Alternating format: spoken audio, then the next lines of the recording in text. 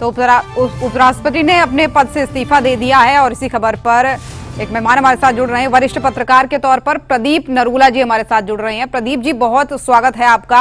आप जी धन्यवाद। आप क्या मायने समझते हैं इस चीज के, जो उपराष्ट्रपति ने अपने पद से इस्तीफा दे दिया है स्वास्थ्य कारणों का हवाला देते हुए? देखिए ज्योति, ये बात ठीक है कि धनखड़ जी का जो कार्यकाल रहा वो बहुत ही निर्विवाद रूप से, बहुत ही सौम्य और बहुत अच्छे ढंग से उन्होंने राज्यसभा का संचालन भी किया।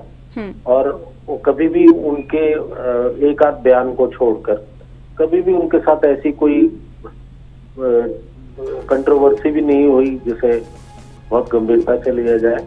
और ये माना जा सकता है कि शायद जगदीप धनखड़ जी बहुत ही विनम्र, सॉफ्ट, बिल्कुल बड़े आराम से और हंसमुख तरीके से हमेशा राज्यसभा को चलाते रहे हैं। तो मुझे नहीं लगता कि इसमें कोई कंट्रोवर्सी होगी। हो सकता है उनके स्वास्थ्य कारणों की वजह से ही, पर हाँ, थोड़ा बहुत शक जरूर पैदा करता है कि अचानक बीच कार्यकाल में, क्योंकि अभी उनका कार्यकाल 2027 तक था, अचानक उन्होंने इस्तीफा दिया।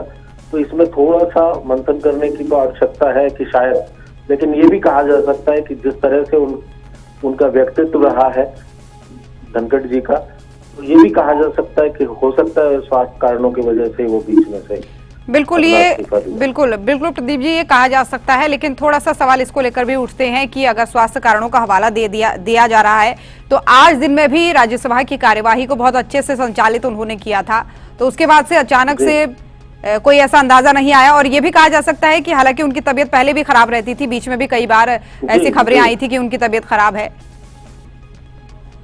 तो बिल्कुल मैं वही बात कह रहा था ज्योति, कि बिल्कुल निसंदेह जिस तरह से उनका कार्यकाल रहा, अगर कोई ऐसी कभी कभी उनके कार्यकाल में कभी कोई कंट्रोवर्सी सुनने और देखने को भी नहीं मिली। और छोटी मोटी, क्योंकि वो जितनी सरल तरीके से, जितने आराम से, जितने हंसमुख तरीके से वो संसद चलाया करते थे, मुझे नहीं लगता कि ऐसी कोई बात रही हो। निसंदेह ये माना जा सकता है कि बिल्कुल उनके स्वास्थ्य कारणों की वजह से ये इस्तीफा हुआ हो। बिल्कुल प्रदीप जी, लेकिन ऐसा समय जब मानसून सत्र चल रहा है और पहले दिन की कार्यवाही काफी हंगामेदार रही, चाहे हम लोकसभा की बात करें या राज्यसभा की बात करें, और ऐसे में अब उपराष्ट्रपति का अपने पद से इस्तीफा देना, तो आने वाले मानसून सत्र में ये किस तरीके के संकेत देता है? और अभी क्योंकि उपराष्ट्रपति के पद से भी वो इस्तीफा दे चुके हैं, तो ये पद भी खाली है, तो मानसून सत्र की कार्यवाही कैसे चलती है आप देखते हैं? और कब तक इस पद को भरा जाना चाहिए, कितनी जल्दी भरा जाना चाहिए, इस बात को आप कैसे देखते हैं? देखिए ज्योति, ये तो एक संवैधानिक मामला है। उपराष्ट्रपति का पद जो है वो संवैधानिक पद है और उसमें पूरी प्रक्रिया का इस्तेमाल होगा, क्योंकि जिस तरह से उनकी जो चुनावी प्रक्रिया है जिसमें राष्ट्रपति जी का अहम रोल होता है, तो मेरे ख्याल से ये जरूरी है। थोड़ा सा जो चर्चा का विषय है वो इसलिए है कि जो टाइमिंग है, जिस टाइमिंग पे उन्होंने इस्तीफा दिया है, उसके लिए थोड़ा सा संदेह पैदा करता है। नहीं तो ये नॉर्मल, मुझे नहीं लगता कि जगदीप धनखड़ जी के साथ कोई ऐसी कंट्रोवर्सी रही हो या उनके व्यक्तित्व में ऐसी कोई बात रही हो। तो मेरे ख्याल से शायद हो सकता है कि एक स्वास्थ्य कारण ही हो सकते हैं जिनकी वजह से उन्होंने इस्तीफा दिया। बिल्कुल, अभी तक तो यही माना जा रहा है प्रदीप जी की स्वास्थ्य कारणों की वजह से ही इस्तीफा दिया गया होगा, जैसा कि उनके इस्तीफे पत्र में भी लिखा है, राष्ट्रपति ने भी वे स्वीकार कर लिया है। लेकिन ऐसे में अगर हम उनके कार्यकाल की बात करें, तो कौन से वो बड़े काम आपको उनके कार्यकाल के याद है जिसके लिए आने वाले समय में वो खूब जाने जाएंगे? या फिर ये कह सकते हैं कि ये वाला अगर कोई बड़ा काम हुआ है तो उस समय में जो उपराष्ट्रपति थे वो जगदीप धनखड़ थे? देखिए ज्योति, जो कार्यकाल पीछे इस सरकार का जो कार्यकाल रहा है उसमें विपक्ष बहुत तेजी से मुखर रहा है। अब बहुत सारे मौके ऐसे आए कि जिनमें उनको, जगदीप धनखड़ जी को भी बहुत सख्ती से पेश आना पड़ा।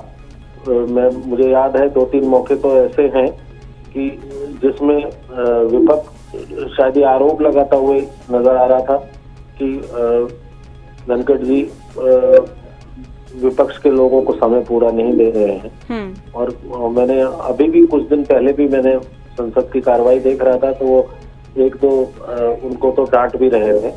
वो बड़े प्यार से, बड़े सौम्य तरीके से भी उन्होंने संसद चलाया है। बहुत दिनों पहले की बात नहीं है, मैं यही देख रहा था कि वो हंसमुख अंदाज में भी अपने सांसद, राज्यसभा के सांसदों के साथ पेश आते रहे हैं।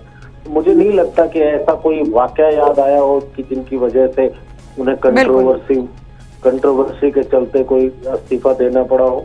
वो निजी और स्वास्थ्य कारण हो सकते हैं, लेकिन टाइमिंग है, क्योंकि वर्षाकालीन सत्र शुरू है, मानसून सत्र शुरू है और उसके बाद भी बिल्कुल, और पहले दिन की कार्यवाही को बहुत अच्छे से जिम्मेदारी पूर्वक पूर्ण करना और उसके बाद तुरंत इस तरीके की बात सामने आना, तो कहीं ना कहीं कुछ सवाल तो खड़े होते ही हैं। प्रदीप जी, बहुत धन्यवाद आपका हमारे साथ जुड़ने के लिए।